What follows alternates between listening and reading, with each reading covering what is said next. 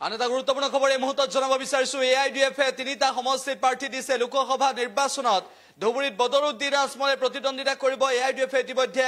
এআইডিএফৰ পৰা ইতিমধ্যে প্ৰাৰ্থী ঘোষণা কৰিছে তিনিটা সমষ্টিৰ বাবে কৰিমগঞ্জৰ বাবেও ঘোষণা কৰিছে নগাঁও লোকসভা সমষ্টিৰ বাবেও এআইডিএফে প্ৰাৰ্থী ঘোষণা কৰিছে ধুবুৰীত মৌলানা বদৰুদ্দিন আজমলে আকৌ এবাৰ প্ৰতিদ্বন্দ্বিতা কৰিব আকৌ এবাৰ লোকসভালৈ যাব বিচাৰিছে মৌলানা বদৰুদ্দিন আজমল আৰু মৌলানা বদৰুদ্দিন আজমলক প্ৰত্যাহ্বান জনাবলৈ প্ৰতিৰোধ কৰিবলৈ ইতিমধ্যে ৰকিবুল হুছেইনে ৰণদণ্ডুবি বজাইছে লগতে উল্লেখ কৰিব বিচাৰিছো যে মৌলানা বদৰুদ্দিন আজমল ধুবুৰীৰ প্ৰাৰ্থী এআইডিএফৰ একেটা সময়তে নগাঁও লোকসভা সমষ্টিত আমিনুল ইছলামে প্ৰতিদ্বন্দ্বিতা কৰিব আমিনুল ইছলামে নগাঁও লোকসভা সমষ্টিত প্ৰতিদ্বন্দ্বিতা কৰিব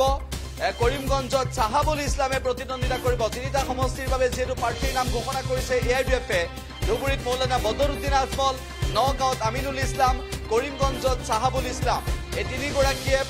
প্ৰাৰ্থীত্ব লাভ কৰিছে আৰু এই তিনিগৰাকীয়ে প্ৰাৰ্থীত্ব লাভ কৰিছে এআইডিএফৰ পৰা এআইডিএফৰ এই তিনিগৰাকী প্ৰাৰ্থীৰ ভিতৰত মৌলানা বদৰুদ্দিন আজমল আমিনুল ইছলাম আৰু চাহাবুল ইছলাম এই তিনিগৰাকীৰ ভিতৰত কোন কেইগৰাকী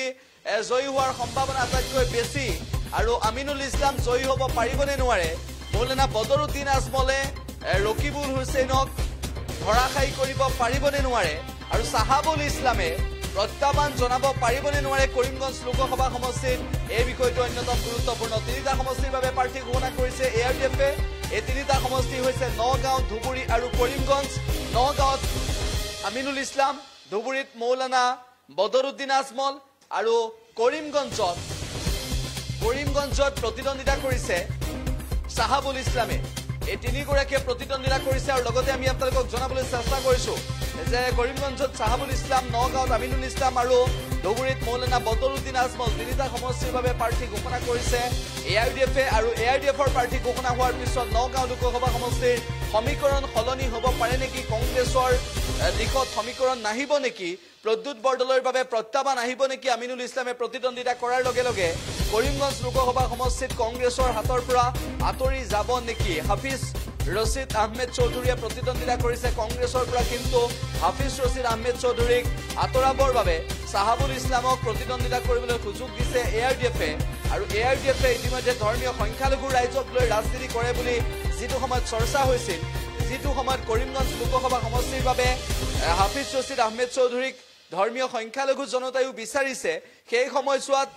আজমল বাহিনীয়ে এআইডিএফে এনেধৰণৰ এটা সিদ্ধান্ত ল'বলৈ যোৱাটো বিভিন্নজনে মন্তব্য কৰিছে আৰু মৌলানা বদৰুদ্দিন আজমলৰ যি সংখ্যালঘুৰ প্ৰতি থকা প্ৰীতি সেই সংখ্যালঘুৰ প্ৰতি থকা প্ৰীতিয়ে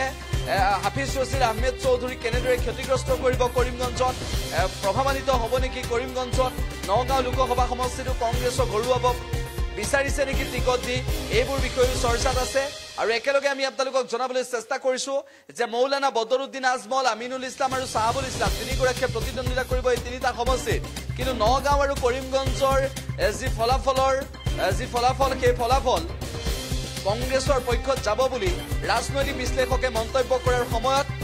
এই তিনিটা সমষ্টিত ধুবুৰী কৰিমগঞ্জ নগাঁও এই তিনিটা সমষ্টিৰ ভিতৰত দুটা সমষ্টিত যেহেতু এআইডিএফে প্ৰাৰ্থী দিছে ভোট বিভাজনৰ জৰিয়তে বিজেপিক সহায় কৰিব বিচাৰিছে নেকি মৌলানা বদৰুদ্দিন আজমলে এই বিষয়টোক লৈও ইতিমধ্যে চৰ্চা হৈছে তিনিটা সমষ্টিৰ বাবে প্ৰাৰ্থী ঘোষণা কৰিছে এআইডিএফে পুনৰবাৰ জনাইছো ধুবুৰীত মৌলানা বদৰুদ্দিন আজমল নগাঁৱত আমিনুল ইছলাম আৰু কৰিমগঞ্জত চাহাবুল ইছলামে প্ৰতিদ্বন্দ্বিতা কৰিব এআইডিএফৰ পৰা